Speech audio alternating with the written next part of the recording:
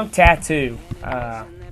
That was a title I was thinking of just because I don't have a drunk tattoo. Charlie has a lot of tattoos, but none of them are drunk, by the way.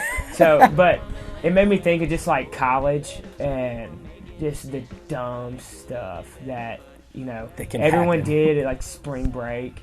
And I had buddies who got drunk tattoos. And I know some people that have some pretty funny ones. Yeah.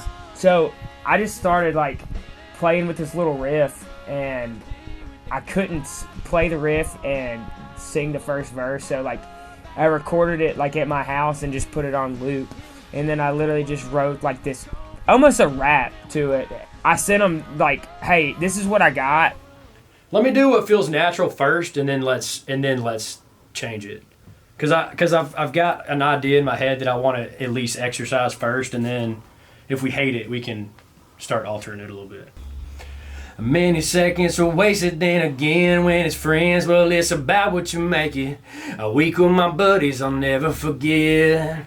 I know I won't regret. I got a drunk tattoo and an airbrush tee with the girl I swore I loved. Because I just love the dragged out, ain't on me. That's great. It feels just like natural. And it sings well. In an airbrush tee. Yeah, like do it slightly different there. What if you did like drunk tattoo in an airbrush tee? It was one of those songs too that I remember Gary had been like, he had this riff for the longest time, and it was just so infectious.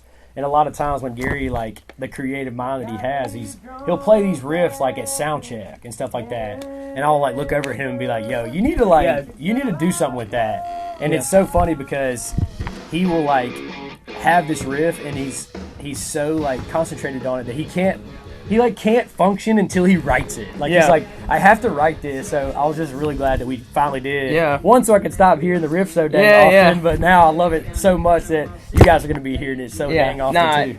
It's going to be a cool song. It's like the one song, like I tend to usually go, like, when we put out songs, it's like I grew up on like the hard rock thing, and so like I always want to like somehow slip that in there. But this is like the only song I'd say on like the whole record that really has like this slamming, like I mean it is just like it really does when you hear it, and it's cool. And we kind of tied it into burning at both ends. Like I said, well, if we're gonna do an album, let's do some album stuff. And so like actually like the beginning of Drunk Tattoo like starts at the end of Burning at Both Ends. Make sure to listen to it top down, by the way. So it feeds in together, and it was a really cool like experience to do. That's Drunk Tattoo is probably one of my favorites, just because like I can already hear like in my head like how fun it's gonna be to sing live, and people are just gonna love singing. Yell it. I got a drunk tattoo, and it was just like it's gonna be fun. So maybe we'll inspire a few more drunk tattoos, and you guys can show them to us at shows. Yeah.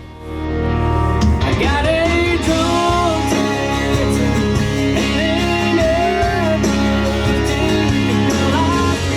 like a drunk tattoo.